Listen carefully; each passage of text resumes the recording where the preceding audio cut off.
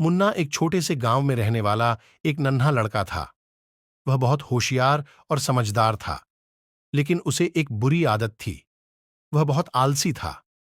मुन्ना का आलस उसकी पढ़ाई, खेल और रोजमर्रा के कामों में भी झलकता था। उसकी मां अक्सर उसे समझाती कि आलस की वजह से उसके जीवन में बहुत परेशानियां आ सकती हैं, लेकिन मुन्ना की आदत नहीं बदल रही थी। एक दिन गांव में एक बड़ा मेला लगा।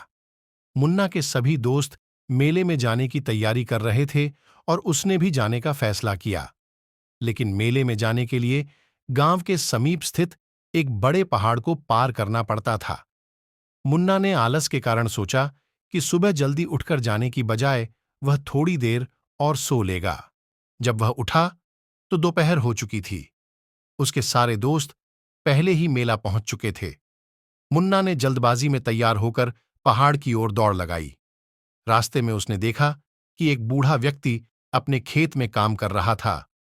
बूढ़े व्यक्ति ने मुन्ना को बुलाया और कहा, बेटे, इस पहाड़ को पार कर मेला पहुंचने में समय लग सकता है। अगर तुम धीमी गति से चलोगे तो तुम्हें रास्ते में कठिनाई नहीं होगी। लेकिन मुन्ना ने बूढ़े की बात नहीं मानी और तेजी से चलने लगा। पहाड़ पर चढ़ते चढ़ते उसे बहुत थकान महसूस हुई। थोड़ी देर बाद वह गिर गया और उसकी टांग में चोट आ गई। अब उसे और धीरे चलना पड़ा। जब वह मेला पहुंचा तो शाम हो चुकी थी और मेला खत्म हो रहा था। उसके दोस्त उसे देखकर हैरान रह गए और बोले, मुन्ना, तुम इतनी देर से क्यों आ रहे हो? मुन्ना ने सिर झुकाते हुए जवाब दिया, मैंने सोचा थोड़ी देर से चलने में क्या होगा, लेकिन अब मेरी समझ में आ गया कि आलस कभी भी अच्छे परिणाम नहीं देता। कहानी का संदेश है कि आलस से हमें सिर्फ नुकसान ही होता है। चाहे बड़े काम हो या छोटे, हर काम को समय पर और पूरी मेहनत से करना चाहिए।